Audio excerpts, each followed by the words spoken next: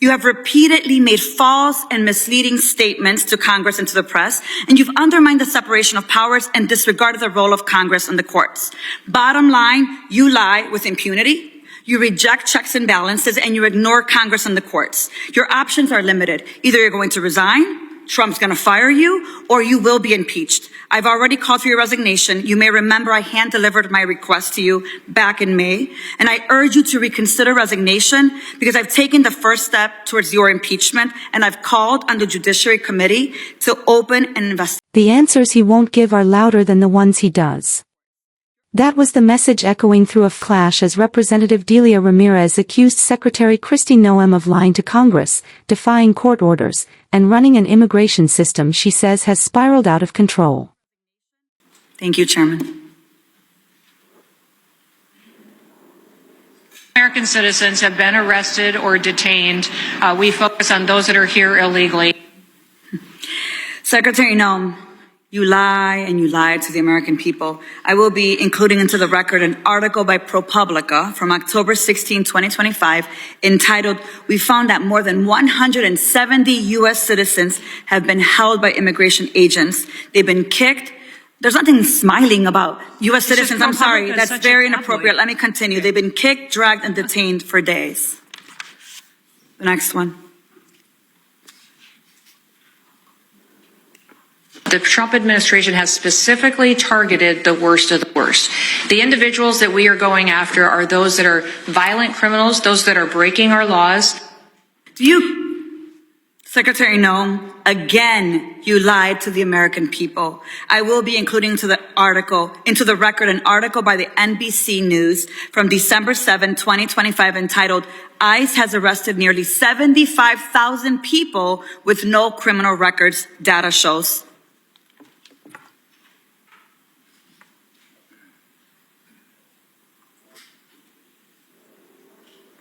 The co-equal branch of government, and it is your obligation as a member of the executive branch to honor decisions made by the highest court of the land. Yes or no, Secretary?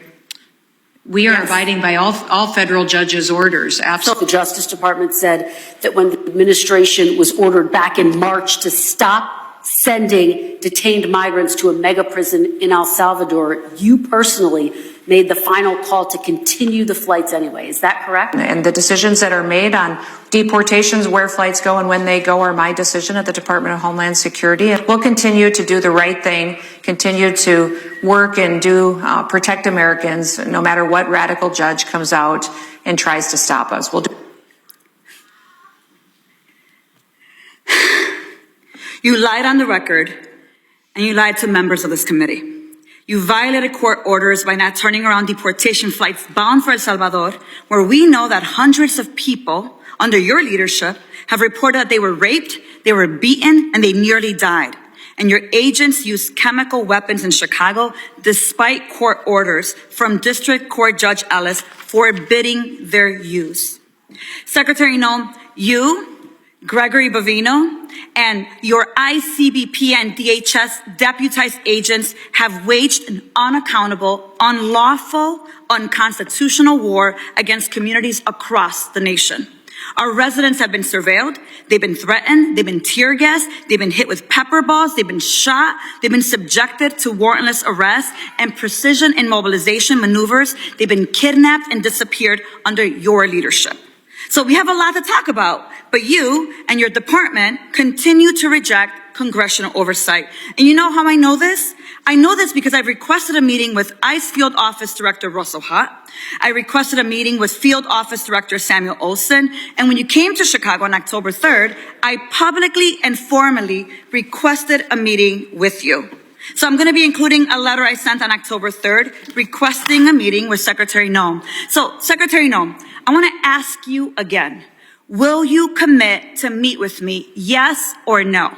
Yes, absolutely. Thank you. Thank you. So we have a lot to talk about, and actually my scheduler has a couple dates that I'll get to you after this meeting. I appreciate that. So look, I want to be very clear. You have misused resources appropriated by Congress. You've engaged in unethical behavior. You have repeatedly made false and misleading statements to Congress and to the press, and you've undermined the separation of powers and disregarded the role of Congress and the courts. Bottom line, you lie with impunity. You reject checks and balances, and you ignore Congress and the courts. Your options are limited. Either you're going to resign, Trump's going to fire you, or you will be impeached. I've already called for your resignation. You may remember I hand-delivered my request to you back in May, and I urge you to reconsider resignation because I've taken the first step towards your impeachment, and I've called on the Judiciary Committee to open an investigation into your lawlessness. Mr. Chairman, I know that at the end we'll be entering a number of articles into consent, but since I have a few moments, I ask unanimous consent to enter into the record a letter calling the Judiciary Committee to investigate Secretary Noem's impeachable offenses. Whatever you choose, the American people will have justice, Secretary, and you will be held accountable. I'm going to make sure of that every single day. With that, Mr. Chair, I yield back. Now let's cut through the noise and look at what the actual record reveals. What unfolded between Representative Delia Ramirez and Homeland Security Secretary Kristi Noem was not simply a heated exchange, it was a constitutional confrontation over power, accountability, and the rule of law. At the center of Ramirez's argument is a direct challenge to the administration's core claim, that immigration enforcement under Secretary Noem targets only the worst of the worst. Ramirez counters that assertion by entering multiple investigative reports into the congressional record, including a ProPublica investigation documenting cases in which U.S. citizens were detained by immigration agents, and NBC News data showing tens of thousands of ICE arrests involving individuals with no criminal records. From an oversight standpoint, this matters because Congress is not debating rhetoric, it is examining whether executive agencies are operating within statutory and constitutional boundaries. The most consequential moment of the exchange comes when Ramirez presses Secretary Noem on compliance with federal court orders.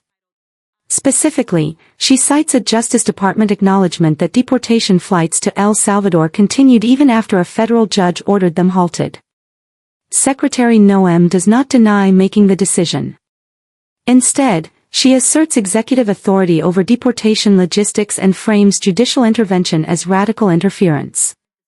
That response is critical. Under U.S. law, executive agencies do not possess discretion to ignore federal court injunctions.